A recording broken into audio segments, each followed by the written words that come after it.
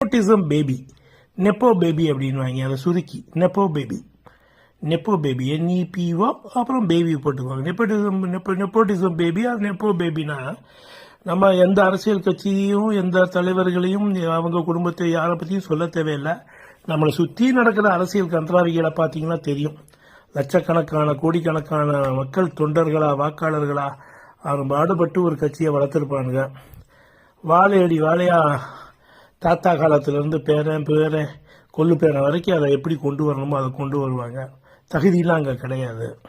அதிகாரம் பணம் இதுகளை வச்சுட்டு கொண்டு வர முடியும். அதோட இதில் ரொம்ப இன்ட்ரெஸ்டிங்கான விஷயம் என்னென்னா நம்ம தமிழ்நாட்டு பாலிடிக்ஸ்ல எல்லாம் இங்கே அந்த நெப்போட்டிசத்துக்கு எதிராக வாரிசு அரசியலை கட்சி தொண்டர்கள் இத்தனை பேர் தியாகம் செஞ்சிருக்கிறாங்க. ஆனா நீங்க உங்க தலைவர் அவர் பிள்ளைய அவர் பேரன்களையே தலைமைக்கு கொண்டு வராருன்னு ஒரு புரட்சி பண்ண ஒரு புரட்சியாளர்லாம் இருக்கிறார்.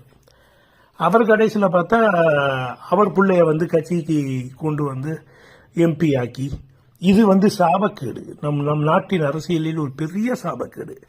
அரசியலே அப்படின்னா நீங்க சொல்லவே வேணாம், வேற எல்லா இடங்கள்லயும் அப்படிதான் இருக்கும். ஒரு அதிகாரமிக்கவர், ஒரு பணக்காரர்,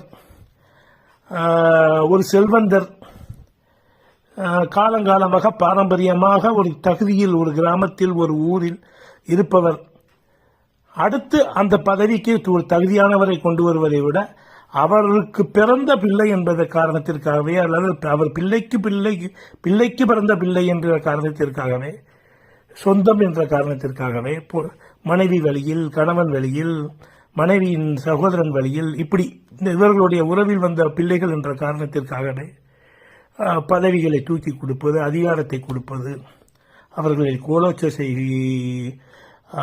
கோலோச்சுவதன் மூலம் பல தவறுகளுக்கு வழிவகுப்பது எல்லாம் நம் ஜனநாயகத்தில் ஒரு சாபக்கேடுதான்.